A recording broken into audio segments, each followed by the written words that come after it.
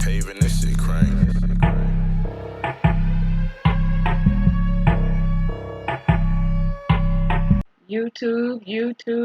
YouTube, what's up?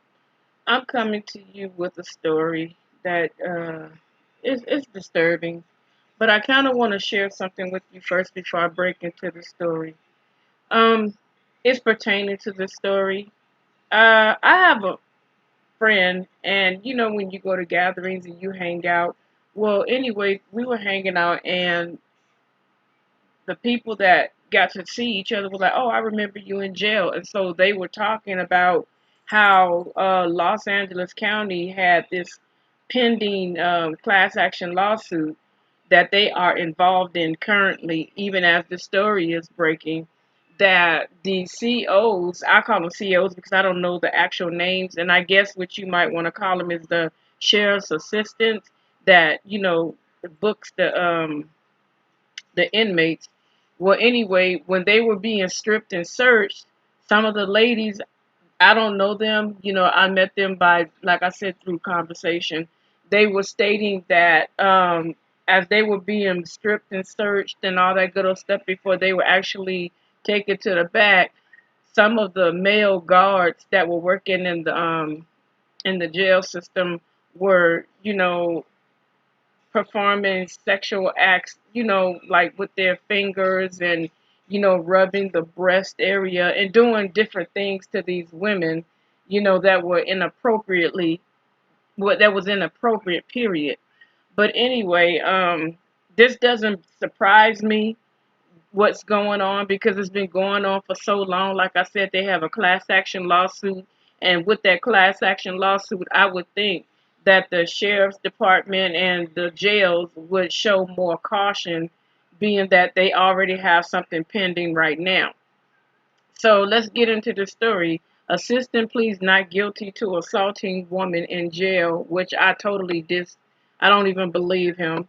Um, Los Angeles County Sheriff's Custody Assistant plead not guilty Thursday to charges that he sexually assaulted a woman who had been taken to the Lancaster station last year. Now, this is something that happened last year, and now it's just now breaking. They're just now putting this booger in jail, which is beyond me. It took you that long to get evidence. Apparently, there's something going on where the lady had to tell it. But a lot of people that tell what's going on with them, they tend not to believe them or it gets brushed under the rug, where the sheriffs and the workers can continually assault these women in various ways. It's sad because it's bad enough that they're, in jail for whatever they might have done. Some people are in jail just by somebody's false testimony, or it may be that somebody just wanted to see somebody go to jail and they have to live with, constant assault. So, as it goes, Daniel Everts, 25, was charged on October the 6th. Good for him. With one count each of forcible oral copulation. And for those that don't know what oral compilation, that's like a woman putting her mouth on a man's love muscle, for better words. Oral compilation by threat or arrest, or to deport under color of authority and sexual activity with an adult confined in a detention facility, according to the Los Angeles County District Attorney's Office.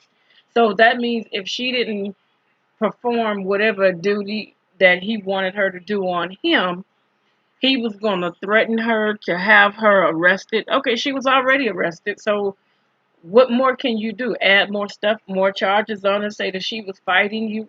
They'll do it. They'll trump up the charges. So, yeah, of course, I can see where this is going. The crimes allegedly occurred on June 17th of 2019 while he was working as a custody assistant at the station.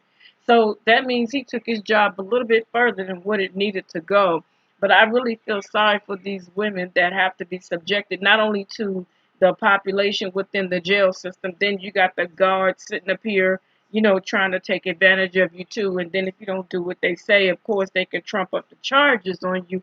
and then you're stuck with new charges because if they trump up new charges on you and you have to go to court, that stuff is going to be in your file. And then guess what? You may get more time for bad behavior. And I don't think that that's fair. What I feel in my heart is that when you have these types of jobs where there are people dealing with the public, hand in hand, up close and personal, face to face, I really feel like a lot of these police officers need to be evaluated in a totally different way. And my way, I would require them to be put into certain situations, such as how a police officer, if he thinks that he needs to shoot someone and hurt them, then if it wasn't called for in that stage situation, then they do not qualify for that job. If you put a male in a position like this here, where the women are incarcerated and this guy has a sexual control problem, and you do something like a simulation, I don't know how to say stage it, but yeah, basically stage it where they think that they're actually in training doing the job, nobody's watching them, and they're free as a bird. So when you're not watching someone, some people, when they're not being supervised and watched, you'll be surprised at what they will do behind the boss's back. So I feel like in these situations where you're working with the public, you should be really tested and put in these situations where you think that nobody's watching, and see what your personality is, what your characteristic is, what you will do when nobody is actually watching you. And that can determine whether or not this person will be safe to work in a public setting. Because these people in jail, even though they may have committed various crimes, it's still not your responsibility to sexually assault, physically assault, and do all these other things. And I've also been told that there are sexual human trafficking rinks that are inside the jail cells as well.